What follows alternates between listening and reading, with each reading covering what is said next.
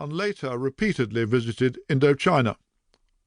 My understanding was so meagre, my perceptions so callow, that in the text that follows I shall not allude to personal experiences, instead summarizing them here. In 1967-68, I travelled widely in the US, first on a journalistic study fellowship, and latterly as a reporter during the presidential election campaign. I had brief encounters with many of the major players, including Robert Kennedy, Richard Nixon, Eugene McCarthy, Barry Goldwater, Hubert Humphrey, Ronald Reagan, and Harrison Salisbury, Norman Mailer, Allen Ginsberg, Joan Baez.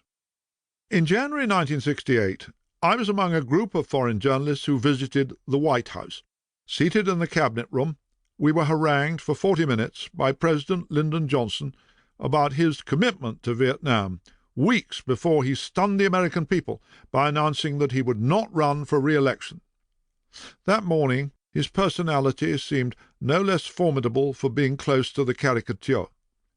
"Some of you like blondes, some of you like redheads, and some of you maybe don't like women at all," he declared in that dead-weight drawl, gesticulating constantly to emphasize his points and making broad pencil strokes on a notepad before him. "I'm here to tell you what kind I like. I'm prepared to meet Ho Chi Minhs any time in a nice hotel with nice food, and we can sit down and talk to settle this thing."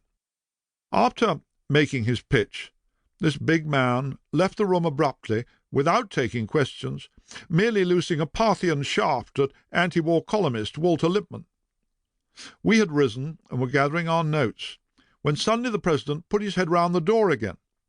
"Now, before you all go," he said, almost coyly, "I want to ask, do any of you feel any different from anything you read or heard about me before you came?" We were stunned into inarticulacy by this glimpse of Johnson's awesome vulnerability.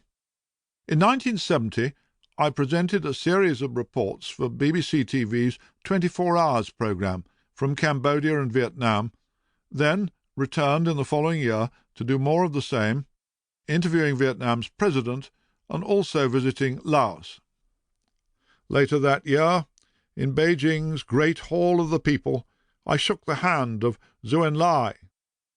In 1973 and 74, I travelled again in Vietnam, and in 75 reported the final campaigns, including the shambles of Da Nang just before its fall, later from around Saigon. I intended to remain among the handful of correspondents covering the North Vietnamese takeover. On the afternoon of the final day, however, I lost my nerve, forced a path through the mob of terrified Vietnamese around the U.S. Embassy, and scrambled over its wall with some assistance from the Marine defenders. A few hours later, I was evacuated in a Jolly Green Giant to the USS Midway. The above episodes yielded immature journalism, but today lend personal colouring to my descriptions below of the sweat-soaked, dust-clinging, bomb-happy boondocks as Vietnamese, French, and American fighters knew them.